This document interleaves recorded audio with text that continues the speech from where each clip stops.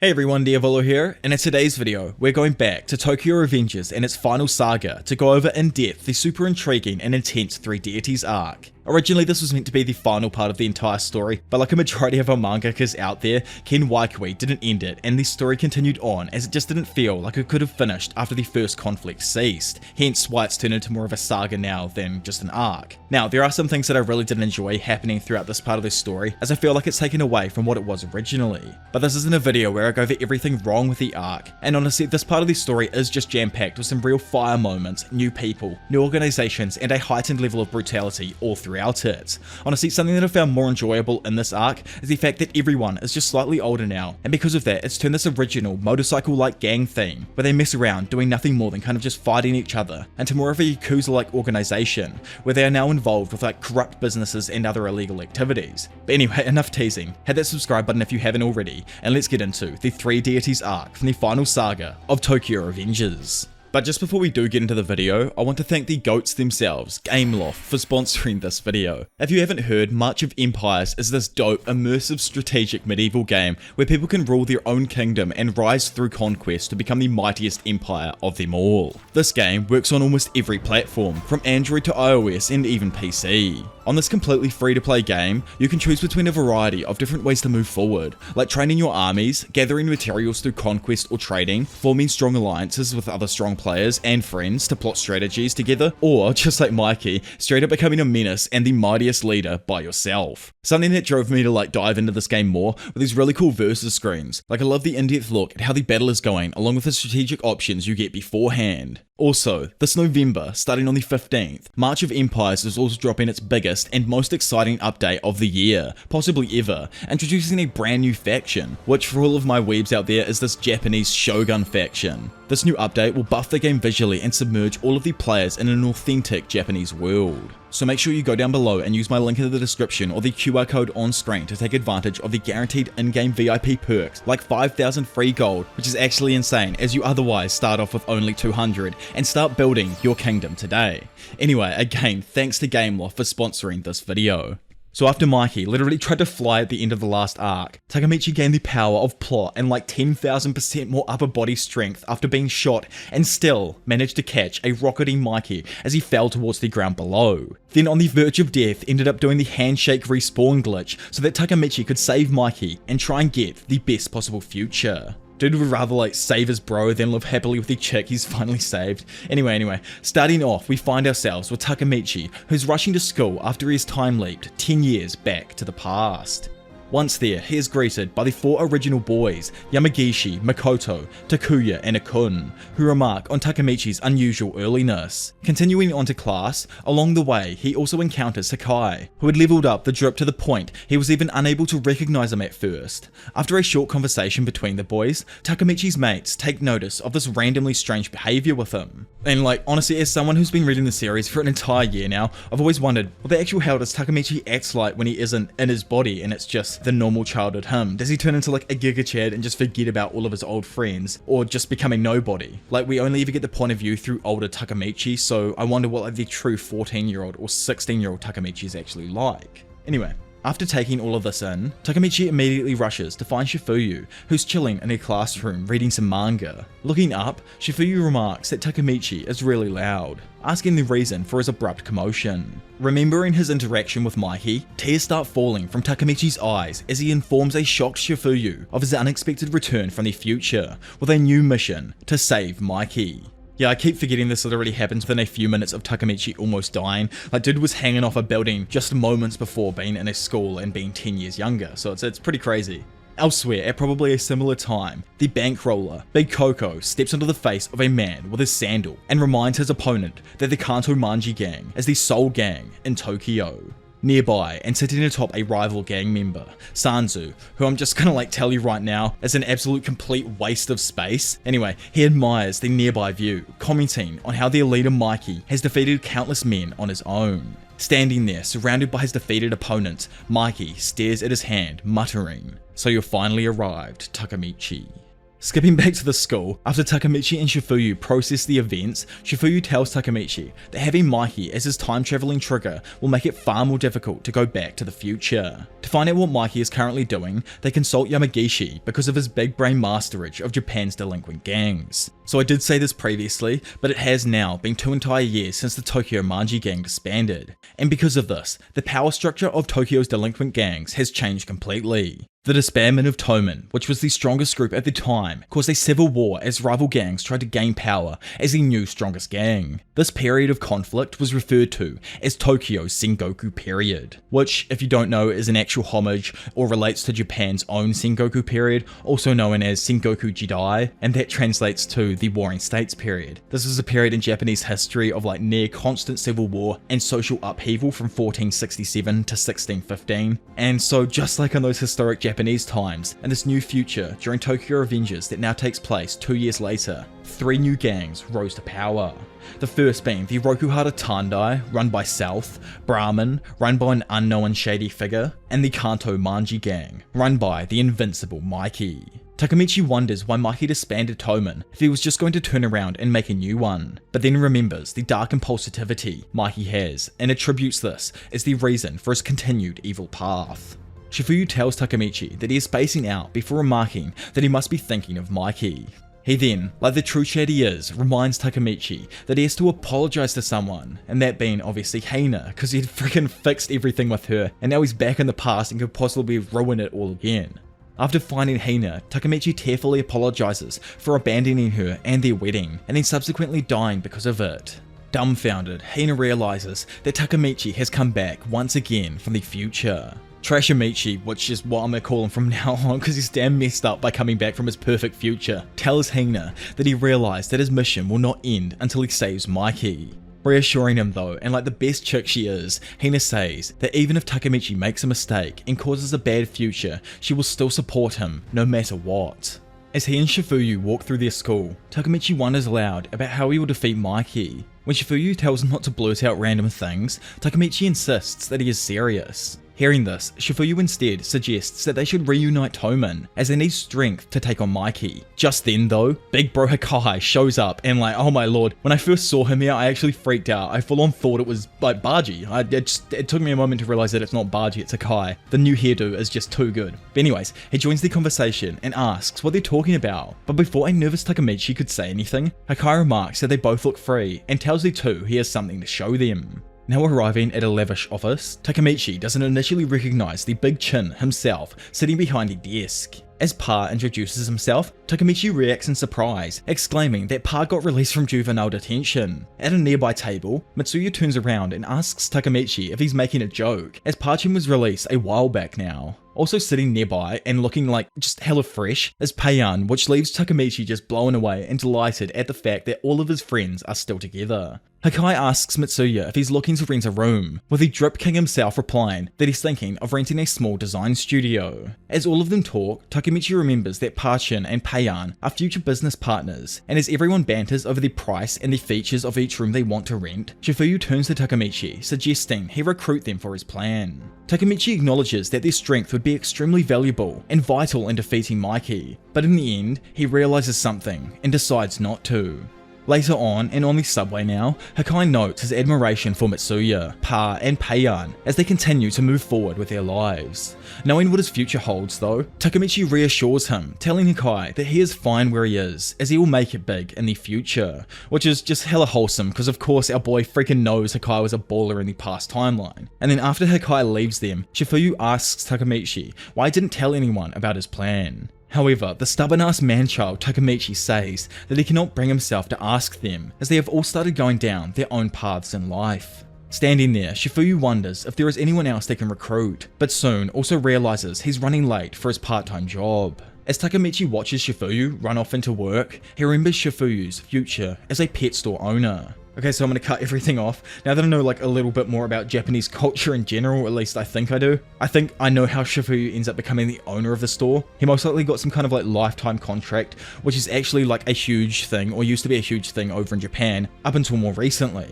Like Nissan, the car company, used to have thousands of employees on similar lifetime contracts. Anyways, running through the streets, Takamichi realizes that all of the old Toman members now have their own personal goals. Remembering that this is the future Mikey promised to protect, Takamichi decides that he cannot involve anyone else in his plan, resolving to take Mikey on alone.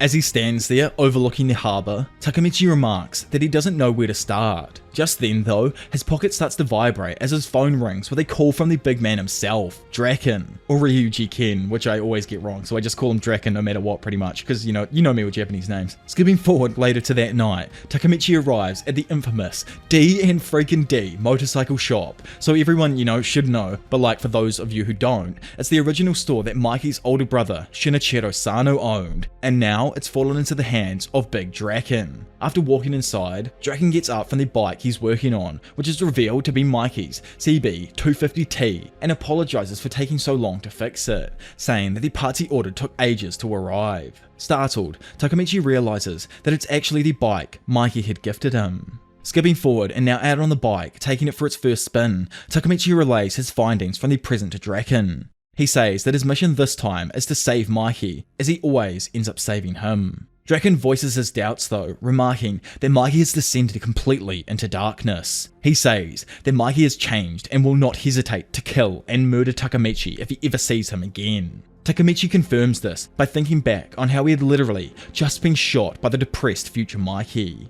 Suddenly though, the sound of another bike rings out and a voice screams Draken's name, telling him to run. This turns out to be a bruised and battered up Inupai who has been held with one hand by some jacked up giant also riding on a bike. With a grin on his face, the mysterious man throws Inupai into the air towards the approaching duo. Takamichi tries to brake the bike, but can't stop in time. Luckily though, Inupai is just able to miss the bike and land on the ground. The unknown individual then skids to a stop, calling for a nocturne, which is a musical composition that is inspired or expressive of the night. Draken takes a close look at him and recognizes him to be the one and only South Toronto, the head representative of the Rokuhara Tandai. Then, as if it were pre-planned, a numerous number of bikers abruptly arrive, surrounding Takamichi, Draken, and Inupai. As the three all stand there surrounded, Toronto casually strolls up to Draken and asks him to join his gang. Standing there, Takamichi remarks on the vast number of gang members as well as the monstrous size of their leader. After Draken confirms that Inupai is pretty beat up, he reiterates back to South Toronto that he would never join the Rokuhara Tandai as he is completely retired from gang life. Hearing this, Toronto punches Draken in the face, sending him flying back onto the ground. Toronto angrily tells Draken that he will never forgive him if he decides to retire, attributing Toman's strength to Draken's presence. He continues to punch Draken repeatedly, while exclaiming musical terms. Takamichi still, just standing there, sees the assault and finds it unfair that Draken has retired from fighting. With Draken now being beaten on the ground, Toronto tells him that they have the same ideas as the previous Toman, to make a new era for delinquents. He attributes this as the reason he even travelled to Tokyo in the first place, in order to defeat and become their new era. Continuing, he tells Draken that retiring is unforgivable, explaining that the strongest retain their position until they are defeated. Then, after declaring that this indeed is a dog-eat-dog world, Toronto presents Draken with an ultimatum. Either he bow down and work under him, or submit and die here. Then turning to and standing in front of Takamichi, he addresses him as Toman's former division captain and warns him that he is next. As Takamichi begins to visually panic, a random fodder-ass Rokuhara Tandai member is sent flying in front of them. Turning to the perpetrator, who turns out to be Brahman's number 2 in command, Takomi Akashi. Honestly, all of Brahman looks so damn freaking clean, especially Takomi. The dude looks so damn drippy with it, with his, cigarette and all. Anyway. As an annoyed Toronto tells him not to ruin the fun, it's revealed that Akashi has brought a multitude of Brahman members with him, and now they have started fighting against the other Rokuhara Tandai members. Watching this from the side and still not having him moved anywhere, Takamichi begins to panic even more as 2 of the 3 deities begin to face off. As rain starts to fall, Akashi completely and utterly blows everyone away by saying that his business here is not to fight the Rokuhara, no, but to instead actually recruit Takamichi Hanagaki into Brahman. His proposal is cut off by another voice, who turns out to be Kikucho. Seeing that Kikucho had joined the Rokuhara, Akashi questions why, suggesting that Izana would have been disappointed in him. However, Kikucho quickly replies, asking him if he forgot about Shinichiro Sano, which angers the old school legend. The tension between the two heightens until Kanji, Mochizuki, Shion the punching bag Madarame, Ran and Rendo then all appear as current members of the Rokuhara Tandai. Still like, oh my lord, Takamichi, are you gonna move anywhere? Still standing there and absolutely freaking out, Takamichi realizes that all of the members of the worst generation have arrived, and the Rokuhara Tandai is extremely dangerous. Yet, just standing there and chilling like the man he is, Akashi remains strangely calm. He remarks on how nice it is to be young, casually asking someone mysterious named Senju for confirmation. Suddenly a hooded figure darts into the center, then proceeds to absolutely rip an umbrella through the air at Tourano. However, like the literal giant South is, he manages to quickly react in time and hits it aside. However though, he does take too long to figure out that the object thrown was only an umbrella, allowing the hooded figure to jump into the air and easily deliver a heavy axe kick directly to Tourano's dome. As the mysterious delinquent flips back onto the ground, they tell the still unmoved Takamichi to pick up his umbrella. After he does this and opens the umbrella, the seemingly mysterious person says that they don't want to get wet. Having seen the show of abilities, Kikucho identifies this person as Brahman's infamous leader. As the absolutely stunning leader takes off her hood and announces the start of the fight, her name is revealed to be the one and only Kawaragi Senju. Honestly, like this moment was just too damn hype when it initially dropped. I remember like half of the community, including myself, being utterly confused for what seemed like weeks at a time over whether or not Senju was actually a girl or a dude. Like obviously it doesn't matter, it's such a trivial matter to like argue over, but it's too good to see Ken letting loose and letting a dope-ass female finally take the role of a leader in his series. Anyway, Senju Kawaragi and South Tourano stand in front of each other, with the latter acknowledging the former. At this moment, Shion, like somehow the man who stole captain role, Madarame, decides to intervene, challenging Senju herself. Which is like, why dude? You were the boss in the very first gang in the series. It's like ultimate fodder attacking a level 100 boss. Just retire, little man. Like even freaking Senju has no idea who he is, which just makes Shion embarrassed having to introduce himself here. However, the Muppet is instantly and completely knocked out in a single punch by another new character. This newbie, who turns out to be the unit of a man, Keizo Arashi, or Benkei, scolds Shion's neurodivergent ass for ruining the good name of the Black Dragons. Benkei tells Senju that the mission today is to recruit Takamichi Hanagaki, and not to start a fight. Hearing this, Kikucho decides to move, running towards Benkei and smacking him back several meters, before, like the sly dog he is, inviting Takamichi to join the Rokuhara Tandai. Standing there, Tokomi is left impressed by Kikucho's strength. However, and just like last time, he immediately calls forward a mysterious man who silently and swiftly appears behind Kikucho. The man insults Kikucho, claiming that he would have been dead if he cared enough.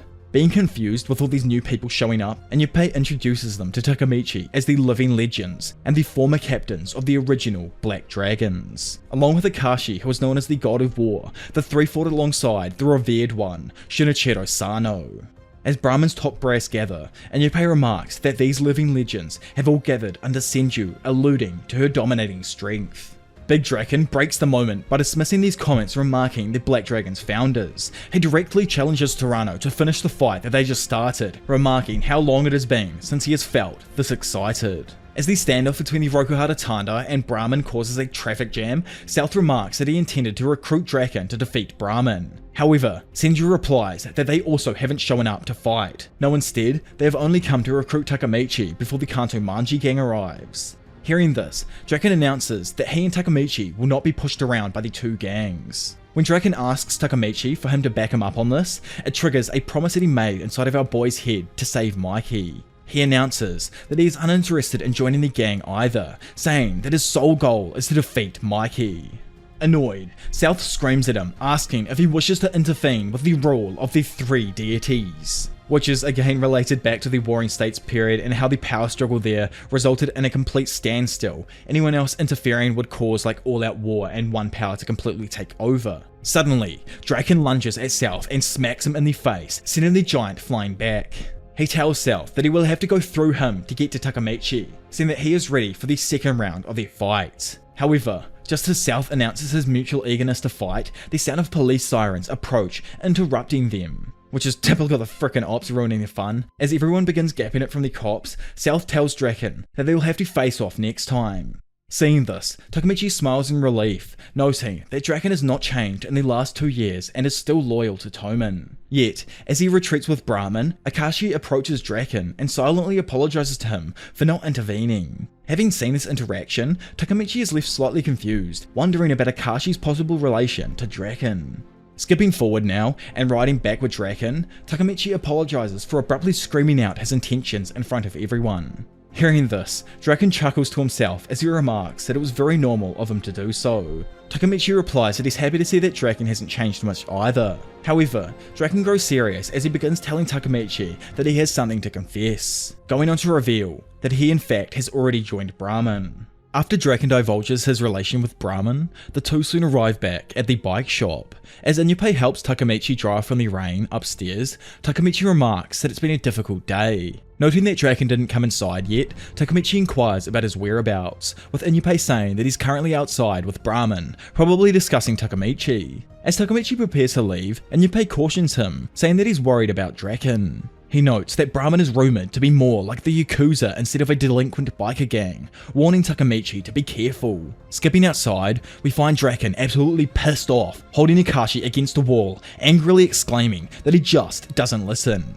He tells Takumi that Takamichi's recruitment is prohibited along with any other former Toman members. In that moment though, Takamichi arrives and immediately demands an explanation as to what's going on. Standing nearby, still just chilling under the umbrella, Senju says that Draken is trying to bring back Mikey, but the Brahman organization wants to defeat Mikey's new Kanto Manji gang, so due to the similarities in both of their missions, they have decided to work together for now. Addressing Takamichi, Akashi says that he admired Toman's goals of creating a new era for delinquents. However, now Mikey's new group has utterly strayed from those ideals and no longer has any ambition. Akashi predicts that if Mikey continues on this path, he will become a terrible person, so he states that Brahman's existence is a way of countering this outcome. Senju then comments on Takamichi's speech earlier, saying that his ambition would be well used in Brahman and invites him to join if he ever desires. Upon hearing this, Takamichi realizes that although he was unsuccessful in recruiting old Toman members,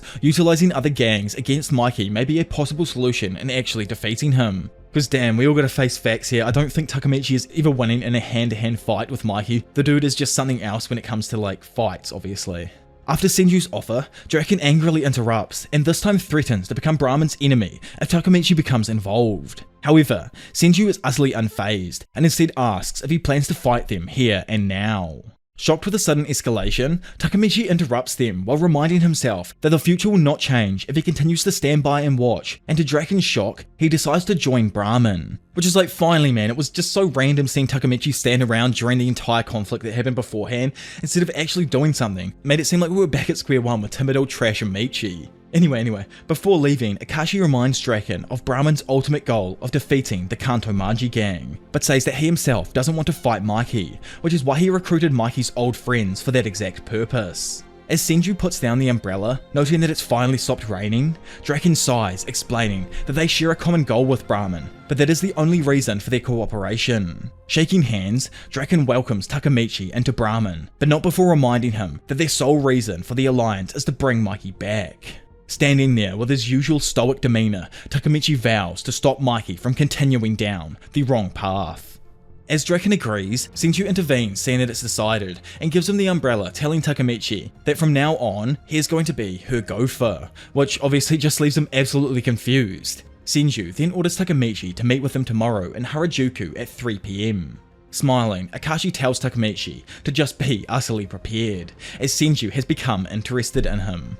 Which is super confusing. Like, I remember when these chapters were initially releasing and everyone was like, yo, what's going on right now? Who is this person? It was super intriguing just to see how the landscape had completely changed from the last arc during Tenjiku. Anyway, skipping forward now to the next day, Takamichi arrives in Harajuku as directed. There, a voice behind him apologizes for the wait. Turning around, Takamichi is surprised to see a girl who eerily resembles Senju. The girl announces that she is going shopping, telling Takamichi to carry her belongings. Obviously though, our boy is just utterly shocked at the realization that he's having and just blankly stares at her confused. Confused herself with Takamichi's reaction, Senju reminds him of his prior promise to meet. Still in shock, Takamichi finally clicks and exclaims that she is a girl, which annoys her as she states that he's being too loud. Still unsure, Takamichi tries confirming if she's Brahman's leader. However, Senju just leaves him there and begins on her shopping trip.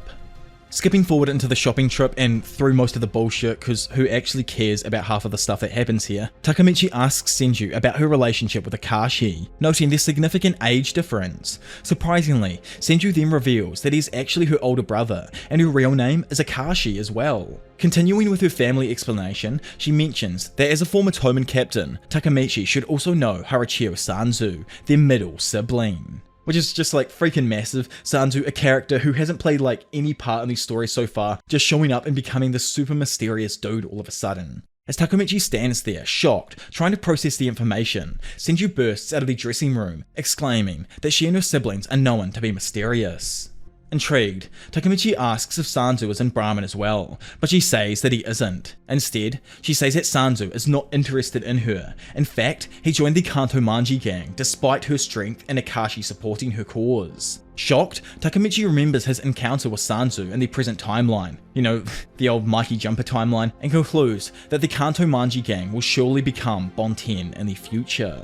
Later on, as Takamichi arranges the countless purchases Senju made, he thinks about Senju's family, realizing that Sanzu will be an important factor in his mission. Stopping by an ice cream vending machine, Takamichi recommends Senju the Choco Mint flavor. Although she is initially doubtful about it, she is quickly delighted by the harmony of the flavors. After finishing their ice creams and preparing to leave, Senju smiles and thanks Takamichi for their fun day together. Then after waving goodbye, Takamichi jokingly asks her how long she's going to keep the ice cream stick in her hand, to which she says she wants to eat Choco Mint again with Takamichi. Smiling, Takamichi promises to buy some for her next time and offers to throw away her rubbish. However, in a moment that would seem normal for anyone else, Senju tosses the stick towards Takamichi, and as it lands in his hand, it triggers some sort of memory, a tearful one in which Senju lays in the arms of Takamichi, dying. As she slowly approaches death, she tells him that he kept his promise. Skipping forward and still absolutely confused over the vision he had had before, Takamichi ponders his thoughts of Senju's supposed final moments. Just then, Draken tells Takamichi to stop spacing out. As he comes back to reality, Takamichi realizes where he is and remarks on the nostalgia of visiting Draken's home in Shibuya. Draken explains that living and helping at the brothel gives him the financial stability that his bike shop cannot yet provide.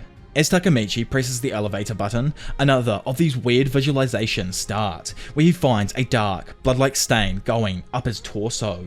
But as he blinks again out of pure horror, he instantly sees that now his shirt has returned to normal. Draken, who can obviously see that Takamichi is going through some sort of panic, inquires about his behavior, but Takamichi says it's nothing, before wondering to himself what these visions could possibly mean.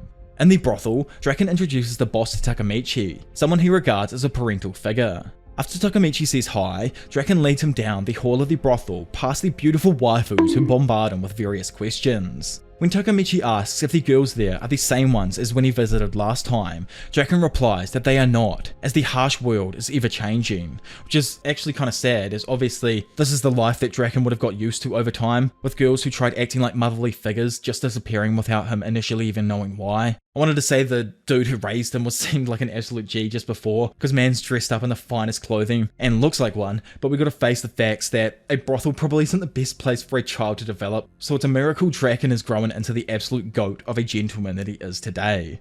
In Draken's now larger room, Takamichi excitedly inspects Draken's bulletin, noting the pictures of himself, Toman, and of course Emma. Thinking of her, Draken says that she appears in his dreams, telling him to save Mikey. Sitting there, he explains that he just can't abandon Mikey, which causes Takamichi to realize the true motivation behind Draken joining Brahman. Draken then asks about how Mikey's future self is currently doing, to which Takamichi describes Mikey's thin, depressed, sleep-deprived, and deranged appearance, as well as his involvement in the criminal organization Bonten. He explains that Mikey could not suppress his dark impulsivity. However, his friends and Hina are living happily. Takamichi recalls Mikey's promise 2 years earlier to protect his friends and Hina's futures. With everyone living a happy life, it's obvious to him now that Mikey has fulfilled his promise. But now, because of that, he's the only one living in misery. Hearing this information, Draken remarks that Mikey was already thinking about the future 2 years ago, instantly after Takamichi had travelled back. He goes on to say how Mikey had beaten him, Mitsuya, Shifuyu, and Peian all up, causing them to shake with fear and grow over time to despise him.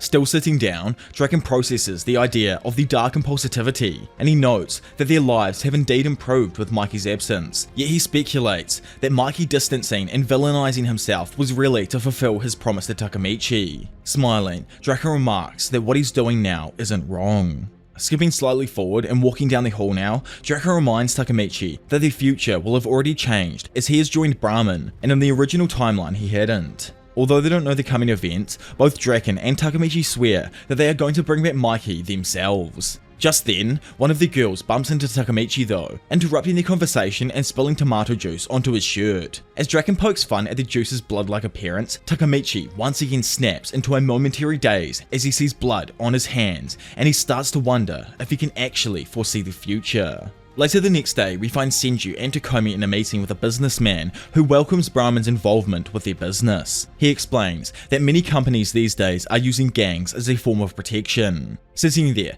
Senju reluctantly agrees to help, but after the businessman happily thanks her, she suddenly lashes out, threatening to sabotage his business if the company involves itself in prostitution, which leaves the older man terrified and apologizing. Which makes sense, you know, like what kind of chick or honestly anyone these days would want to force anyone into prostitution? So it makes perfect sense for Senju to go over and above to protect all of her like fellow chicks. Anyway, as they leave the area, an exhausted Akashi sighs, reminding Senju that the man is their customer. Senju understands this and doesn't expect business to be exactly ethical, but says Brahman's potential involvement in that line of work angers her. Akashi responds by noting the difference between an adult and a kid, stating that it's the ability to prevent emotions from crowding one's judgment or decisions, going on to say that that's exactly what Mikey does. Over with like one of the world's most durable punching bags, Draken leads him to Brahman's next meeting. He remarks on the normality of the place, a nondescript building with cameras and an electronic door lock.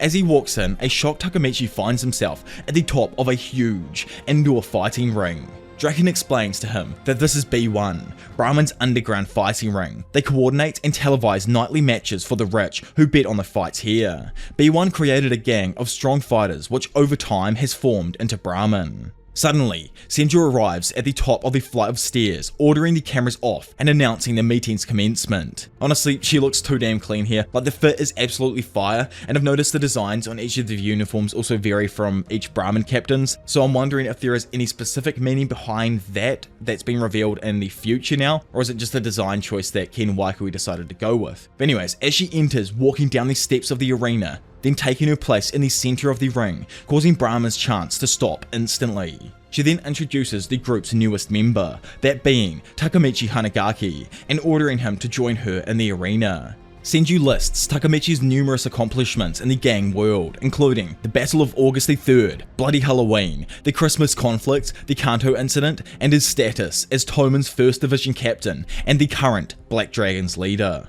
Handing Takamichi a Brahman uniform, Senju welcomes him into the gang, stating that this will be his uniform from today, then turns and announces her intention to fight both the Kanto Manji gang and the Rokuhara Tandai next week on the 14th of July, declaring the date as the Battle of the Three Deities. Chucking on this brand new uniform, which by the way looks too damn good with a black dragon's writing on each arm. Anyways, as he chucks on his uniform, he finally anticipates seeing Mikey in the coming conflict. Later in the night, as Takamichi sits there, wondering about what's going on inside Senju's head, a pebble randomly strikes his window. Looking outside, he finds her, obviously going to prove that she's a complete and utter psycho. Like, I don't know what she's actually doing, but she immediately invites him out for a date at like 10 PM at night, which just confuses the hell out of Takamichi. But you know, anyway, Takamichi happily agrees to go out on this date with her. Out on the date now, Senju brings Takamichi to an amusement park. As they enter the park, Senju is awestruck by the dazzling lights, adding that she has not been here since the 6th grade. When Takamichi asks why she is still clad in her Brahman uniform, Senju explains that the uniform is easier to move around in. Now side by side on the roller coaster, Senju tells Takamichi her plan for next week during the conflict. He and Draken will face Mikey and the Kanto Manji gang, while she and Akashi will defeat the Rokuhara Tandai. She is confident in her strength, explaining that she could even take on both gangs alone. Just as she expresses her desire to become Japan's top delinquent, a roller coaster drops, much to Takamichi's terror. Senju, like still unfazed by it all, continues explaining her plan of expanding Brahman. However, she says that Akashi has changed, and instead of just making Brahman stronger, he is fixated on growing Brahman now. Oblivious as to Takamichi dying literally right next to her on the roller coaster, Senju explains that the gang's expansion will lead to the involvement of unhappy people, but that's why she wants to solve things quickly with the 3 deities before the group grows. After they finish the ride, Senju notices a tanzaku, which for all my weebs out there, a tanzaku, which I've 100% said wrong, but like it visually shows here, means paper or a thin slice of wood which is cut into strips and then hung on bamboo. People like these days will often write them as sort of like a personal wish to themselves. But anyway, enough of that. Now that you get all that, pairing it his wish to defeat Mikey, Senju playfully remarks that that's boring and simple. She then reveals her wish to Takamichi, which is a promise to protect Hanagaki. As Takamichi reflects on Senju's straightforwardness, she confesses to him that this is a first for her, before completely and utterly friend-zoning him, asking if he would like to be friends with her. Which is good though, because we can't be having Senju come in here who's awesome and then messing up the damn previous 200 chapters that Takamichi had just worked for. Anyway, smiling, Takamichi agrees and promises to protect Senju in return. Although Senju jokingly says that she's strong enough already, they still shake hands in agreement. However, as their hands touch, Takamichi is suddenly thrown into another vision of an injured Senju dying in his arms again. She smiles, telling Takamichi that she has kept her promise. Skipping through it more, he notices that this time the vision is clearer and depicting the setting of a freaking amusement park. While Takamichi thinks, he stands there shocked, thinking about the visions that he just had, while Senju remarks that it has just begun to rain. Flashing over to the bike shop, Draken peers outside to comment on the summer rain when suddenly Inyupe rides up, skidding in front of the door. He then instantly reveals to a confused Draken that the Rokuhara Tandai is currently on its way to attack Takamichi. Meanwhile, at the amusement park, as Senju runs for cover from the rain, Takamichi tries piecing together the meaning of his visions. Noting his current setting in the amusement park, the rain, and Senju's promise, he deduces that these visions are ones of the day's approaching events.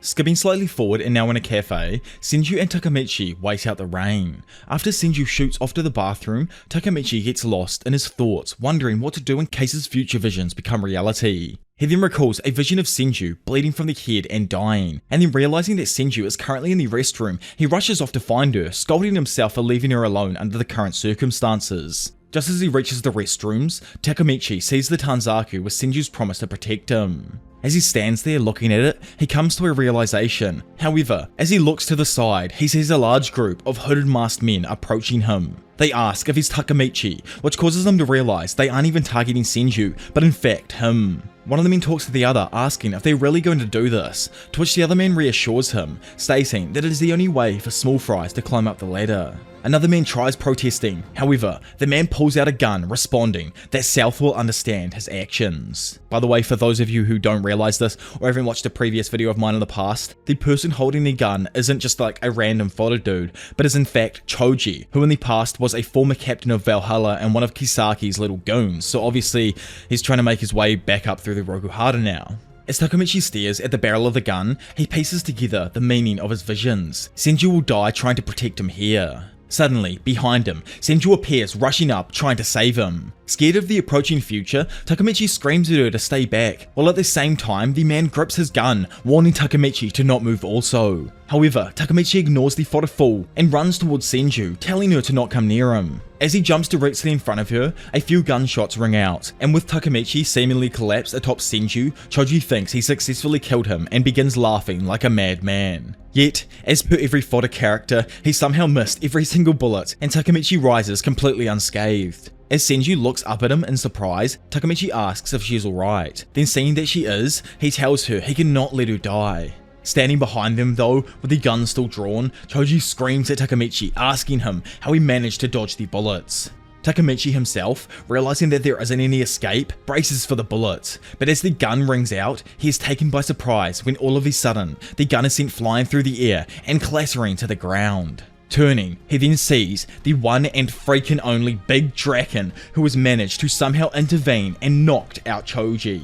As Draken ensures the safety of his boy and Senju, Takamichi stammers in relief at the change in events. Elsewhere, at a similar time, Mikey overlooks the rainy city. Behind him, Coco asks him what's up, with Mikey replying that it's pouring and he has a bad feeling. So we got Cryptic Mikey this arc, boys. Man is actually speaking in tongues. The second time we've seen him and he's depressed and speaking in tongues already. Meanwhile, the noise of gunshots reverberates around the amusement park, scattering away all of the civilians. Back in the standoff, Draken approaches the men from the Rokuhara Tandai, who end up fleeing in terror. Still shocked at Draken's sudden arrival, Takamichi thanks him for saving him and Senju. After Takamichi confirms that Senju is actually unharmed, he asks why and how Draken knew to show up. To which he explains that Inyupe had heard the Rokuhara Tandai was targeting Takamichi and alerted him to it. Which, you know, has always interested me, where exactly did Inyupe hear this and who from? Was it an overheard conversation while he was out spying on people in secret, or was he perhaps even betraying the boys? Anyways, as Takamichi stands surprised at his targeting by a lower level Rokuhara, Draken smiles, reminding him of his revered status in the delinquent world. Growing serious, Draken adds that the conflict between the three deities may not be as simple as their delinquent conflicts in the past. He explains that everyone's eyes have changed, and these gangs are now involved with unethical businesses, which invest into the gangs. After Takamichi wonders aloud about the future, Draken speculates that Mikey had possibly predicted all of this. Standing there side by side, Takamichi confides in his closest friend and tells him that he can now foresee future events. Because of what Draken's done today, he's prevented a horrible future from occurring. He explains his visions of Senju dying and thanks Draken for helping him change the future. Taking all of this in, Draken smiles and says that that's good. Suddenly, Senju breaks them from their conversation and reminds them that they need to leave the premises as the police will surely show up soon. Quickly, the two run off, but as Takamichi runs behind Senju, he notices Draken, still standing, his back turned like he hasn't moved from the moment he kicked the gun. Abruptly, Draken slightly turns and tells Takamichi to relay a message to Mikey: don't cause too much trouble. Confused, Takamichi tells Draken to tell Mikey himself, but before Takamichi can even finish his sentence, the goat himself collapses to the floor, having sustained 3 gunshot wounds to the chest. Lying there in the warm summer rain as his blood pours from his body, he says that this is as far as he goes. As he slides in and out of consciousness, Draken notes his inability to hear, move, or even see clearly. Finding a frantic Takamichi over him, Hanagaki informs Draken that he has called an ambulance and Senju is already looking for help. He tries his best to reassure Draken with a smile, but Draken notices the pain flowing through his clenched fist. Aloud, Draken says that he gets it. He is dying. Upon hearing these words, Takamichi tears up and tries to insist that he isn't dying and that things will be fine by tomorrow. However, as he asks for reassurance from him, Draken stares into the raining sky and prepares for his impending death. With a faint grin, he tells Takamichi to not blame himself. He explains that this decision here to protect Takamichi was one of his own and not a consequence of Takamichi's time leaps. Going on, Big Draken, like the king he is, says that because of the life Takamichi gave him, he'd gladly lay down and sacrifice his own life to save Takamichi. After assuring a crying Takamichi that he understands this, Draken falls into a daze and reminisces on his elementary school days, where he would lose so many fights against older kids. Following his defeats, Draken would crawl onto the ground and look up into the sky just like he is now. He says looking into the sky grounded him and provided peace, which Takamichi understands. However, Draken adds that Mikey doesn't know about the sky and has never been defeated, which must have grown to become a burden for him. With his words growing more strained, Draken explains the love that he had towards his best friend. The way that he shouldered everything himself but still kept moving forward admired him. Choking on his blood now, Draken says that that's why he wishes he could have helped Mikey more and asks Takamichi for one final favour, one that he considers lame. With tears in his eyes, Draken asks Takamichi to take care of Mikey, to which Takamichi promises to do so. After the ambulance arrives, Takamichi rushes over as the paramedics load Draken into the ambulance. As his mind slowly fades to black, Draken thinks back to the 1st of January 2005, when he and all of the boys didn't have a care in the world. Back then, the Toman leaders would ride around on their bikes and head to the beach to celebrate the new year. After the group there go over all of their recent conflicts, they all agree that Toman is getting bigger and stronger due to Mikey's strength. Draken adds that Mikey, who is currently riding ahead of them, is the invincible face of Toman. Interrupting their thoughts though, Mikey urges them to ride faster as they may miss the sunrise. Skipping forward to 4 AM now, the group arrives at the beach where they marvel at the starry sky.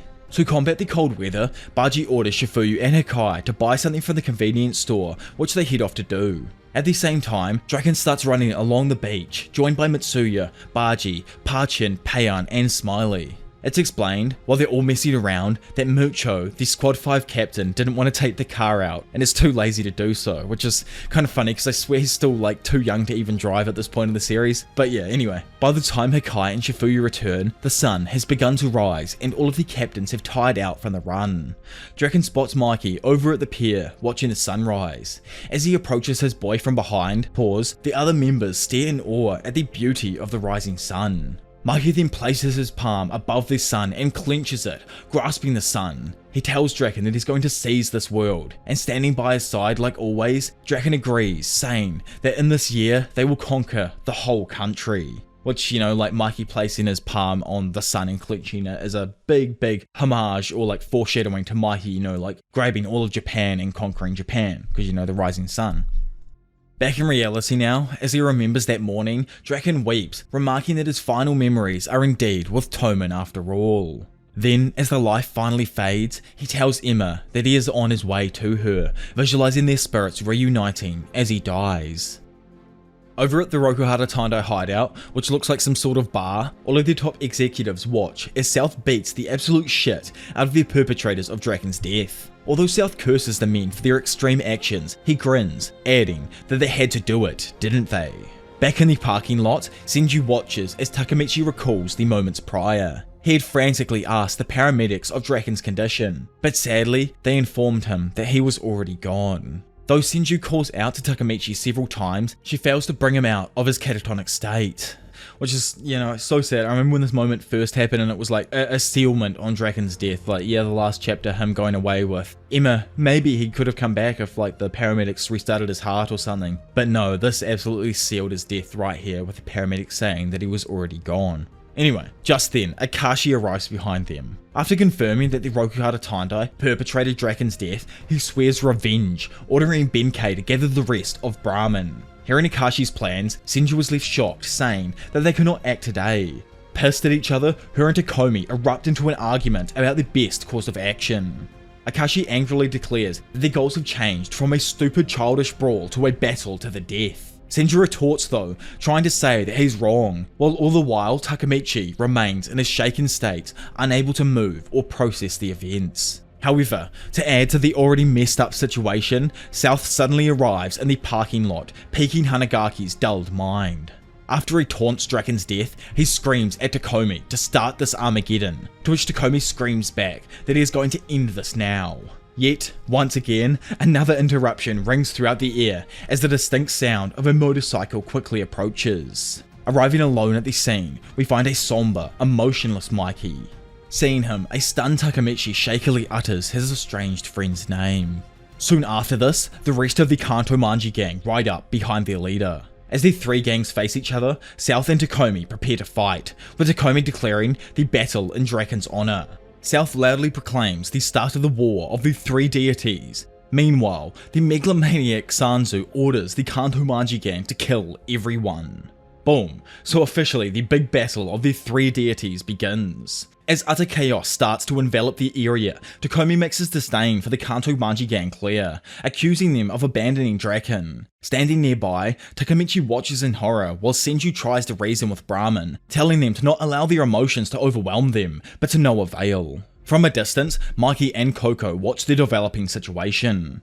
Coco remarks his surprise at Mikey's complete inaction in the fight, asking him if he even cares about it. Hearing this and probably not even realizing that Draken has died at this point, unless he, like overheard Akashi yelling, Mikey appears confused about what Coco could be referring to. South calls for his top fighters to forget about the Kanto Manji gang and take out Brahman first. Meanwhile, Akashi fearlessly fights his way towards South, literally knocking out dozens of Rokuhara Tandai members. From the sidelines, Senju screams at her brother to get a hold of himself and rushes in an attempt to try and stop him, but Wakasa stops her first, telling her to not get involved as this fight is nothing like she's been a part of before. He reminds Senju of the gravity of the situation, as it has become fatal, resulting in Draken's death. Then before joining the fight with the muscle man himself Benkei, Wakasa tells Takamichi to take care of Senju, referring to her as Brahman's princess.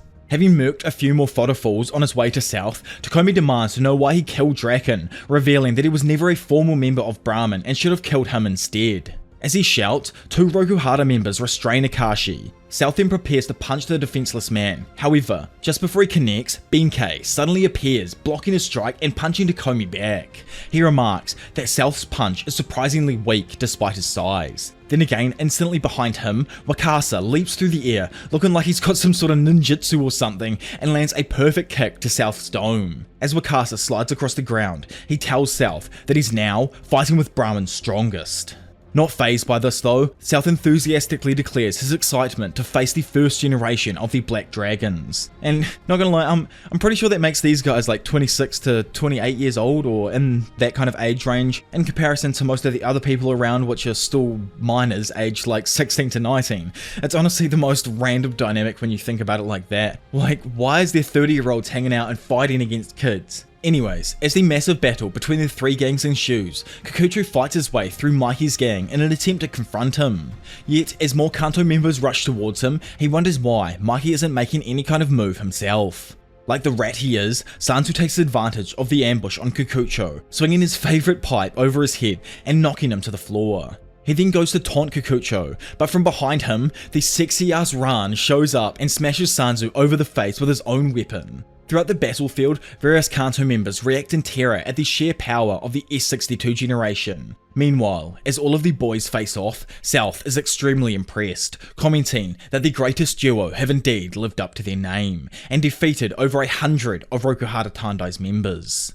As Takamichi, who, yes, is still like standing there in the same spot, like in a different spot from when, you know, the Draken fight was going on, but still the same spot as this fight, watches the monoliths face off, while Senju explains to him their history. Back in the day, before even the formation of the Black Dragons, those two divided the entire Kanto region with their gangs. Benkei led Ragnarok, and we're not talking about the trash Netflix adaptation, no, this here is the freaking massive 600 member gang located in Western Kanto, which by the way is a bigger size than like any gang we've seen so far in the series. Ragnarok was considered Japan's largest gang, and Benkei was given the nickname Red Cliff due to him wearing the blood of his defeated enemies. On the opposite side, Koko Rengo, like, my pronunciation of these has got to be so bad, like so white person of me, formed the 12 smaller gangs all under the leadership of the White Leopard, better known as Imiwashi Wakasa. These two groups engaged in numerous conflicts which never resulted in peace, until a previously unknown Shinichiro Sano united them, forming the original Black Dragons.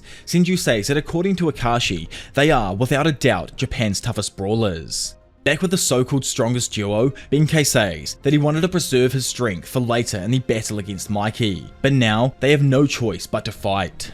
Opposite them, South screams like a frickin' madman doing his random musical shit and taunting them, which causes Benkei and Wakasa to quickly dart in towards him. Of course though, in that usual like clickbait anime style, we don't even continue with the fight here. No, instead we find ourselves now in a flashback, going over the life of the maniacal South, who was born with the name Minami Tarano. We learn that South grew up in Rio de Janeiro of all places, with his bedridden mother, and the reason for like his crazy musical outbursts are due to his only childhood toy being an old piano, which is, you know, pretty deep. During his life over in Rio, a baller and complete G named Dino functioned as his mother's caregiver and a surrogate father. He introduced Tarano to Brazil's gang life at the extremely early age of 5. Pretty much Dino groomed Tarano into violence by ordering him to shoot men he considered his enemies, and after Tarano's success, Dino gave him his current nickname, South. However, at 12, something happened causing him to snap and kill Dino, or Dino I just realised, by beating him to death. Which is, you know, like crazy dude. Dude was a 12-year-old beating down on the monster of a human that was Dino. Anyway, skipping forward 2 years, a rival gang raided South's home and murdered his mother. Then, with both parental figures dead, South decided to move back to Japan where his grandparents lived. Yet, while he was there, he continued his usual disruptive self, and South restarted his gang activity there, eventually landing himself in juvenile detention. After some time in detention, he encounters the recently incarcerated S62 generation members and hears of their involvement during the Kanto uprising. From this, South concludes that if he defeats them, he can become Kanto's top gangster. Eager to build his own era, South easily defeats Ran, Rendo, Shion, Mucho, and Mochi. Around a year later, in 2007, after South is released from detention, he alongside the Hatani brothers, Mochi and Shion, created the Rokuhara Tandai. While talking with Ran, South expressed his desire to recruit Kikucho into the Rokuhara Tandai, to which Ran replies that Kikucho will not listen to him as he was only a part of Team Jiku to start with because of Izana.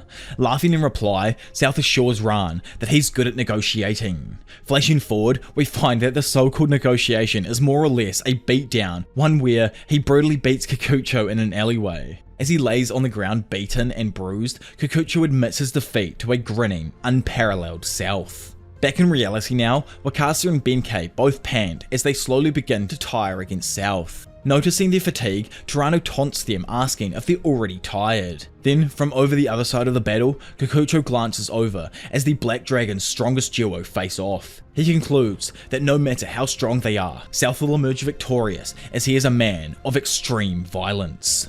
Instantly, the two sides rush towards each other, with Wakasa dodging South's fist, then using his momentum, he lifts his leg and flicks it directly into South's head, landing a powerful kick. Still flowing with that sexy Japanese aura of his, he turns swiftly in midair before striking South with a flurry of additional kicks in quick succession. Still somehow standing, South barely has time to recover before Benkei barrels towards him with a roar, while readying his punch. Benkei then hits South across his big ass head, sending him tumbling across the concrete. Still standing as spectators, just like our boy Takamichi, Koko asks Mikey if he is happy with the battle's outcome, as he predicts Brahman's victory is quickly approaching. However, the even more intriguing Mikey questions Koko's prediction. Skipping back, South abruptly rises from the floor, surprising the strongest duo. As he takes off his uniform, looking like absolutely jacked, he literally starts going on that typical evil Antag childhood spiel about their messed up life, so you know for a fact that this man is about to level the frickin' earth. He reveals to the shocked spectators the killing of his father figure at the age of 12, the death of his mother from a gang raid on his place, and how he obtained these scars. Although he nearly died from gang violence, South explains that he cannot stop his urges. Hearing this and standing across from him, Takamichi is immediately reminded of Mikey's dark impulses.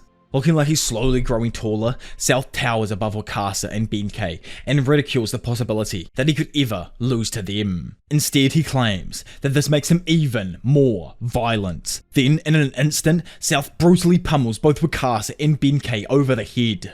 Standing above their beaten, barely conscious bodies, looking just too damn malevolent, South announces his love of violence. Then calling out to Mikey, he implies that he understands. Behind South, Senju shouts, making her presence known. Then after walking forward to confront the nutter, she apologizes to Wakasa for intervening, but states that she cannot sit back idly and watch, so instead, she'll deal with him by herself. Skipping away from the main tussle for a bit, we see that the big battle between the three deities has left hardly anyone standing. Sanzu pants exhausted as he faces off against Ran again. Over the other side of the area, with countless defeated members behind him, Kikucho finally reaches Mikey. As Mikey stands there unresponsive, he tells him that this is very uncharacteristic of him, as he never just stands and watches from the sidelines. Mikey finally talks, like oh my lord, dude's just been in the most catatonic state, and addresses Kikucho. As they face each other, prepared to fight, Kikucho declares that he's always wanted to fight him.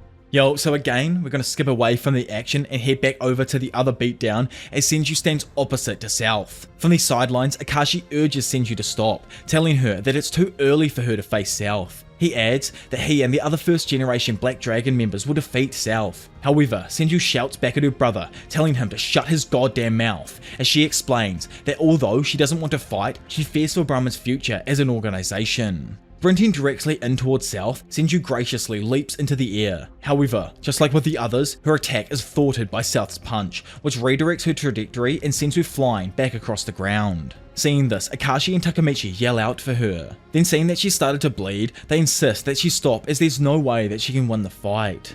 Takomi once again pleads for her to allow Brahman's top dogs to continue fighting. Alarmed by Akashi's statements, Takamichi asks what he means exactly, to which Takomi explains that Senju's position as one of the three deities came through the support of the first generation Black Dragon members. As South evilly smiles, he approaches Senju. Akashi begs for her to stop fighting, admitting that he was wrong and he had lost his cool, but Senju darts in anyway with her eyes closed. South prepares his final blow until suddenly she opens her eyes. Then in a beautiful display of power, she realizes that she has been suppressing her true potential. While quickly dodging underneath South's punch, Senju uses her forearm as leverage and quickly delivers a barrage of powerful kicks to his face. Then seemingly floating in midair while constantly kicking South, Senju remembers the beginning of Brahman's dealings with corrupt businesses. She saw how her strength, which brought money, motivated Akashi. Worried about her brother's ambitions, she limited herself to stop him from taking the wrong path. Back in reality now though, we see her true strength as she stands in a glittering fire above an unconscious South. Then, as per usual, we skip away from the action and find ourselves in a flashback during the time that the Black Dragons were the most powerful gang in Japan, with Takamichi as their vice president. Back then, he was known as the God of War, as his tactical decisions always meant the victory of every battle they were in.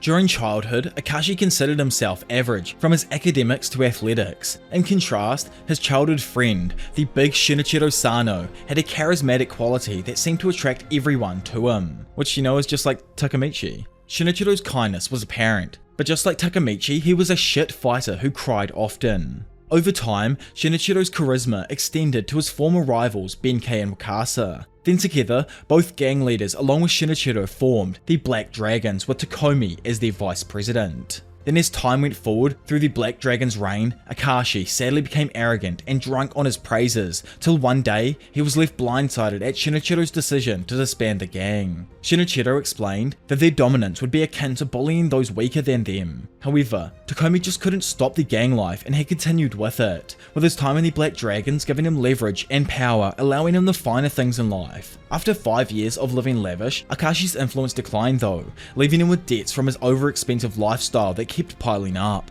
5 years later, in 2006, his younger sister announces her resolve to fight the invincible Mikey from the prolific Tokyo Manji gang. To do this, Senju decides to create her own gang. Benkei and Wakasa, who just happen to be nearby at the time, agree as they state to Takamichi that his little sister's strength is no joke. Then wanting someone she trusts in the role of seniority, Senju gives his brother the role, believing him to be someone who can guide them. Stunned with his younger sister's generous offer, Akashi is moved to tears by the group's faith and acceptance and promises to dedicate his life to the new gang.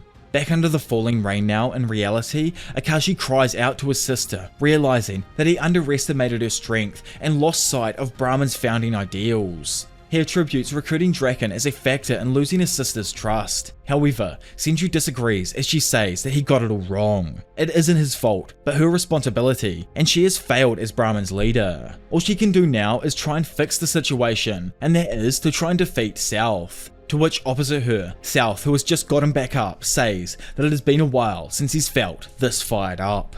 Over with Kikucho as he begins fighting Mikey, he lands 2 strong punches. However, he is confused by Mikey's lack of resistance as he stands there not fighting back. Yelling at Mikey, Kikucho demands to know if he's holding back and why he's even here in the first place. As Kikucho pants from his efforts, he looks at Mikey as if he's punching a ghost. Although he takes his hits, he doesn't react at all. Just then, Mikey glances down at his palm, then addressing Draken, he says that he feels empty inside.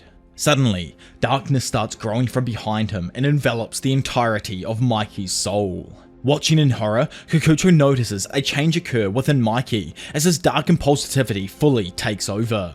Meanwhile, South and Senju's fight continues, with South yelling in delight that this is the first time he's felt this great. As Senju skillfully dodges South's monstrous punches, she lands a spinning mid-air kick onto his face. However, South doesn't stop talking and screams that he wants this beat to go on and on. Unexpectedly, he swipes at Senju in mid-air and connects, which sends her shooting onto the ground and coughing up blood.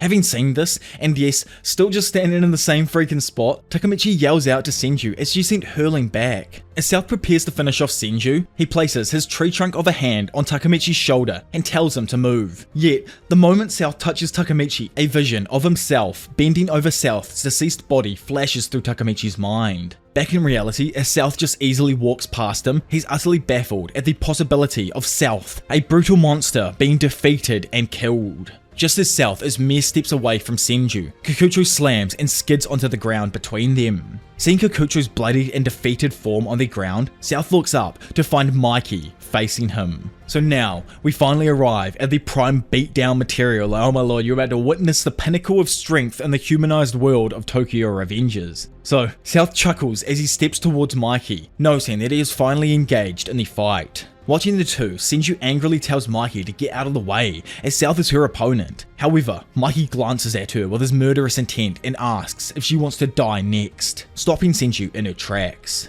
South begins the fight, rushing towards Mikey with a punch and screaming at him to begin the Requiem's finale. Which, for those who have been confused about this whole Requiem stuff or the music stuff South brings up, he's referring specifically here to Mozart's masterpiece called the Requiem in D minor, which is an absolute banger you should all go and listen to, that Mozart didn't actually even get to complete. And this shit slaps, dude. It goes too hard. It goes so hard in fact that South throws his monstrous punch, with Mikey initiating South's Requiem and kicking him in the jaw. As the pair continue striking each other simultaneously, continuously landing blow after blow, South loudly proclaims that the beatdown is unstoppable and is utterly delighted at finding a nearly equal opponent. However, they are surprisingly interrupted when Takamichi, who was finally moved, places his boxing bag of a body in between the two. Screaming at him, Takamichi tearfully pleads for Mikey to stop, believing that if this beatdown continues, South will undoubtedly die as a result. Mikey, who's just barely injured, tells South that they're like each other and that they both can't stop destroying things. And in that moment, South finally realizes that he cannot move his body as he's immobilized, standing exactly where he is.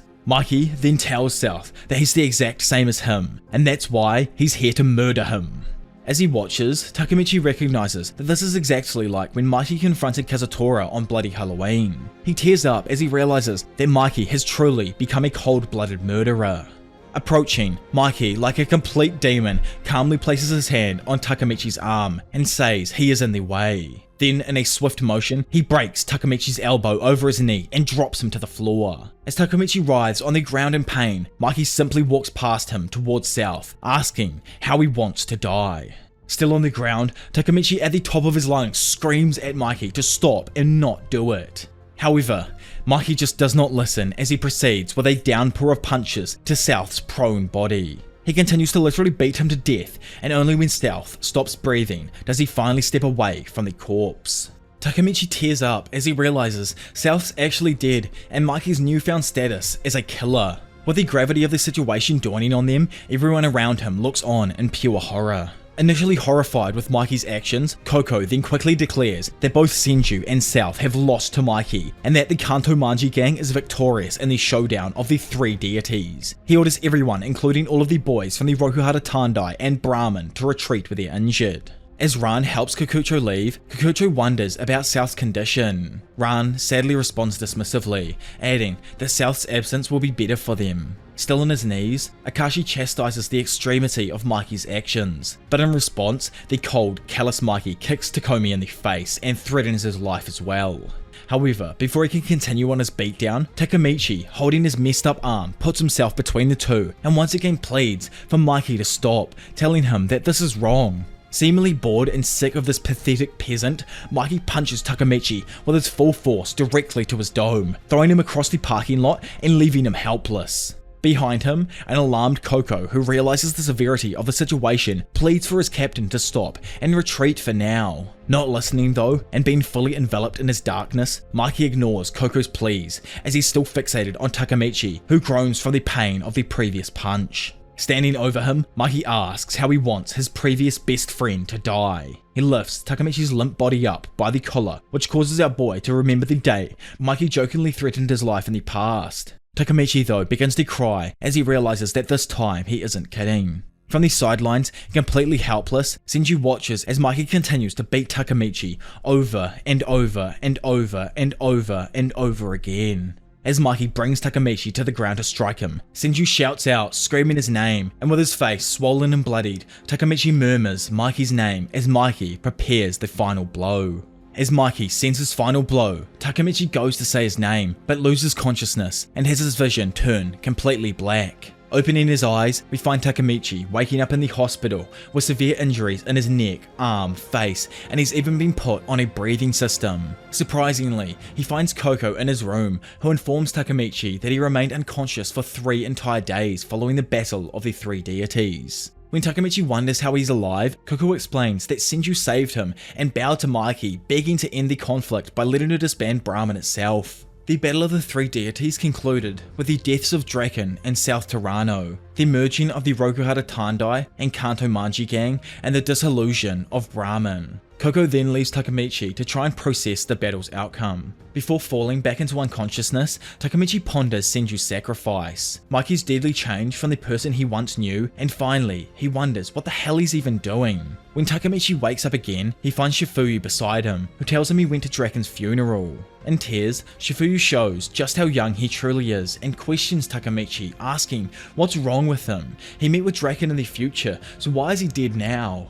Shifuyu asks why Takamichi came back if the future was going well for everyone. Furiously grief-stricken, he shouts, almost blaming Takamichi for Draken's death, but stops short, grabbing his mouth and instead apologizing to Takamichi for his outburst. However, our boy agrees with him and says that it's all his fault. He then asks Shifuyu to leave him alone, to which he agrees, but as he walks away, still in tears, Shifuyu bids Takamichi a quick recovery so that he can beat him up himself. Outside of Takamichi's hospital room, Shifuyu encounters Hina, who's just gotten back from changing out Takamichi's flowers. She remarks on Shifuyu's short visit, confused by his behaviour.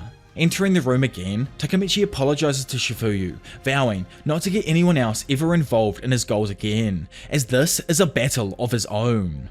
Skipping forward now to the 15th of July 2008, 1 week after the conclusion of the Battle of the Three Deities, Takamichi's friends from the Meso Middle crew visit his mummified ass in the hospital alongside Hina, who, like the go-to girl she is, has always been by his side the entire time, caring for him. As they leave after trying to reassure him, Takamichi thanks them with a pained smile. Noticing Takamichi's subdued demeanour, Hina asks if anything's wrong, to which he quickly dismisses her worries. After Hina leaves for the store, Takamichi mumbles to himself incomprehensibly in a sort of panic over the true realization of the situation. Back in the hospital, other former Toman members visit Takamichi. They all offer their condolences, adding that they regret not knowing about the burden Takamichi was carrying around with him. Taking a hold of Takamichi's wrists, Payan promises that Takamichi can count on them and use their help if need be. Taking this in, Takamichi thanks them with a smile, but reassures them all that he's fine. As the group now begins to leave, Takamichi vows to himself not to get any more former Toman members involved, repeating his goal of protecting everyone. Which makes so much sense to me, especially after what happened with our boy Draken earlier in the arc. Like, imagine the emotional damage it would do to our boy's soul if he lost 3 or 4 other, original Toman members. Dude would end up with his own dark impulses if it happens too much. Skipping back to it, Hina finally returns back from shopping and is surprised to see Takamichi's friends were only there momentarily. She tells him that they visited a bunch while he was unconscious, adding that Takamichi is lucky to have such great friends. To which Takamichi, like the forward man he is, replies by telling Hina of his decision to fulfill his mission alone. He says he feels guilt for his selfish actions that upset all of his friends. Then, including Hina in this group of people, he tells her that she can go home as now he will be fine. Hugging him though, Hina says he is lying and tells him to cry, to which, at her behest, Takamichi begins uncontrollably sobbing in her arms. So that officially brings us to the very end of what is Tokyo Revengers Three Deities arc, or the first half of it, I guess, if you want to say that, but I feel like this is more or less its own arc, as the stuff with the Three Deities kind of ends here, and it moves back in towards more of the Mikey and Takamichi side of the story, which is the, focal point of the majority of the story anyway. So it is kind of nice stepping away from, like the main character with Takamichi for a little bit, and meeting all of these new people throughout the world that Takamichi now has to add into his equation of like, what am I going to do to be able to save Mikey with all these new people around me? Have I made the wrong decision with coming back now and trying to save Mikey? Like, what am I even doing here? And him actually going through like an entire like bout of emotions that he hasn't actually had to deal with before in the series, like completely and utterly doubting himself on what he actually wants to do, like we saw right at the very end of this part of the arc right here. Obviously, I think this part of the series isn't the strongest, like personally speaking. I'm not a real big fan of this and the final arc. Obviously, I love this series up to the first 200 chapters, and I think it's freaking brilliant up to that point, and I really wish there was a way that everything could have wrapped itself up right then and there, but obviously there wasn't, and the series has continued on. I can't do anything about that. All I can really say is just that I'm not a huge fan of this final saga in general, and just the way things have been explained with Mikey's dark impulses and how who happens to be the time traveler and stuff like that. I just really didn't like the outcome of this story. But that's personally me. I'd love to know what you guys all thought down in the comment section below. And if you are new around here and want to watch more stuff just like this, where I go over arcs, fights, or just pretty much anything from anime and manga, then make sure you hit that subscribe button, and also be sure to leave a like on the video, as it really helps out with pushing my stuff to a bunch of new amazing people. But anyway, enough of that. For now, it's been your professional degenerate Diavolo, and I will see you all in a bit. Bye.